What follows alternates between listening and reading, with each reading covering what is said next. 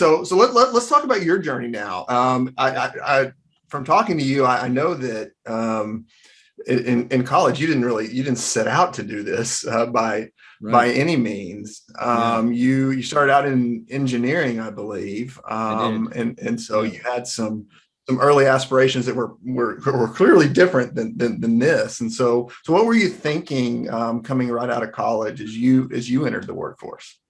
Well, I tell you, going into college, I didn't even know that what I do for a living today really existed.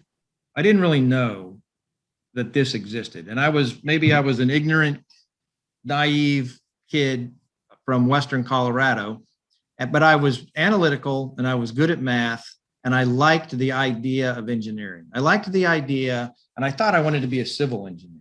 And I thought maybe I'll design a bridge someday and I'll be able to drive across that bridge. Or I'll design a road and I'll be able to drive on that road and say to my family, hey, I designed this road.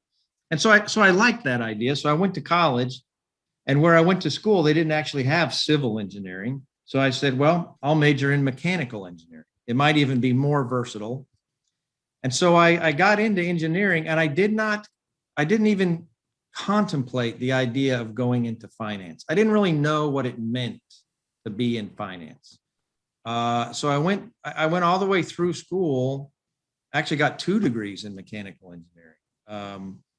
And and still didn't think I would do anything in finance, didn't even really have an appreciation for it. And it actually, when I got into the workforce and I began to learn a little bit about how companies are financed, that's when I began to think, that is interesting. I think I might want to do that. I think I might want to.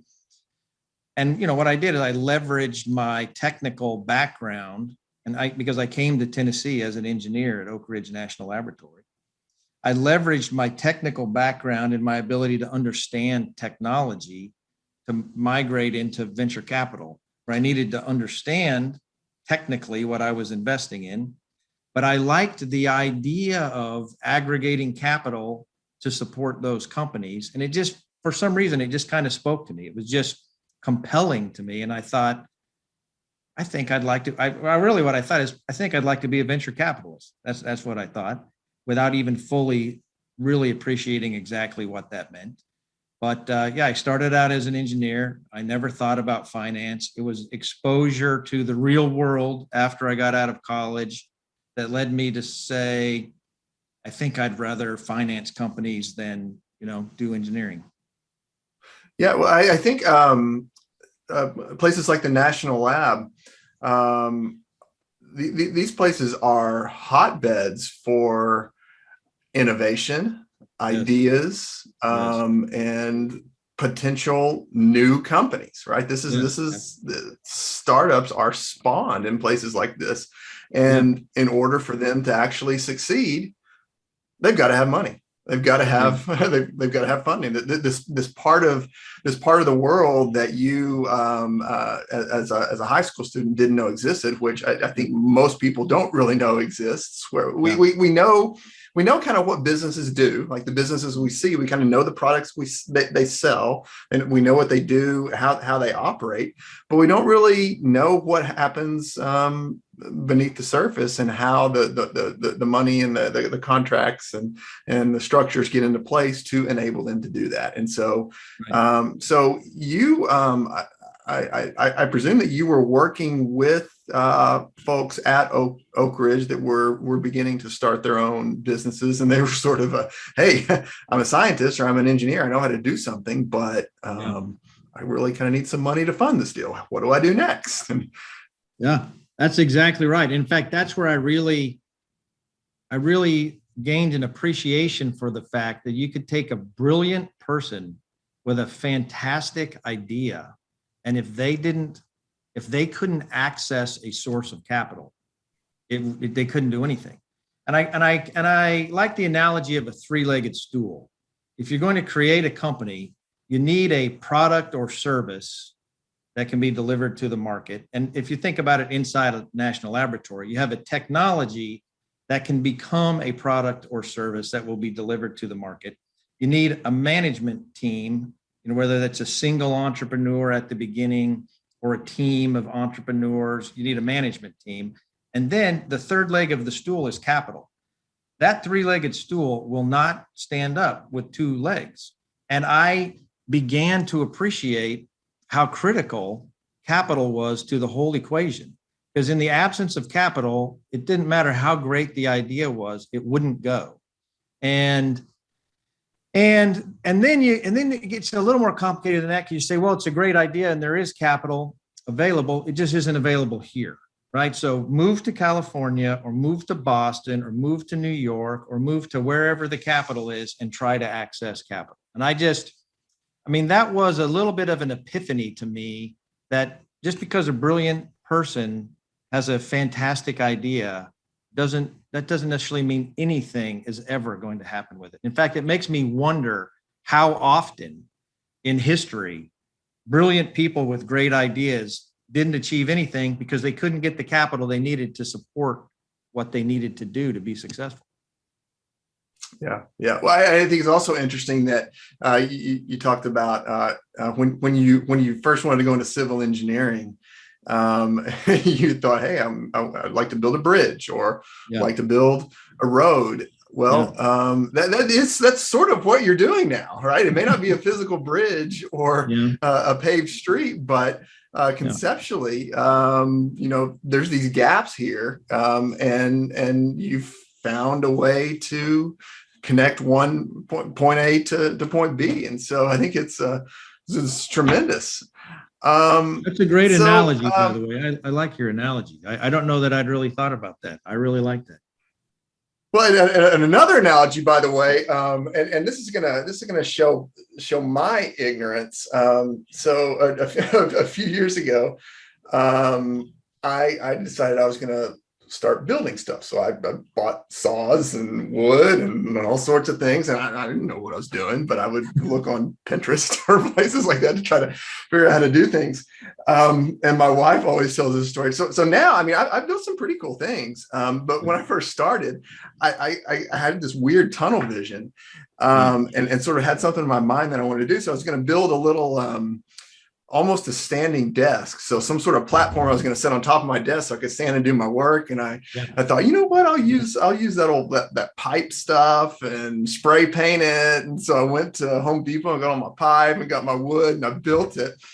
And I got ready to set it up on my desk. My wife walked in and said, "That table has two legs." Kid you not. I designed and built a two-legged top for my desk, and of course I set it up there and it tipped over. So I have come a little bit farther since then, but it was fun. So all right. So meanwhile, back at the ranch, let's just imagine you're talking to a room full of 18, 19-year-old students. Many of them are well acquainted with kind of what they're good at. Maybe they know they're quantitative. Maybe they know that they've got certain aptitudes. And just say STEM. They say I'm bent toward STEM fields. And I think that our colleagues in the STEM fields do a really, really good job of educating people in middle schools and high schools about what those fields look like. And so someone, has these aptitudes where they could probably succeed in that, but they don't know if they really want to do it. They're really just kind of wanting to know what the landscape is. What is it about those types of folks that you think might sort of prompt them to take a good hard look at finance and maybe start learning about what finance is? What's the appeal? What's the fit for those students? Well, you as a finance professor probably have even a better idea than I have of the vast variety of finance jobs that there are, right? So I don't know, you don't know what people think about when they hear the word finance and what does that mean. So someone's trying to think, oh, do I have an aptitude for finance or would I be interested in finance?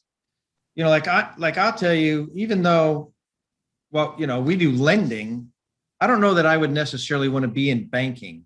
We do lending, but we do a particular type of lending. I wouldn't necessarily want to be a banker, right? So I've done some venture capital and private equity, what I would call venture debt, and some small business lending. And so I think about what about that is appealing? Because if I said I want to be a finance professional, I might not want to be a banker. I might not want to be a private wealth manager. I might want to be in corporate finance. I might want to do some alternative lending. There's all sorts of different careers. But when I think about what I do and what about it is compelling to me or what people might be attracted to it, I think there's an aspect of creativity. And it's not creative the way an artist is creative. I'm not painting or sculpting, but there's problem solving and creative thinking about how to enable something. How do we get capital to this project, right?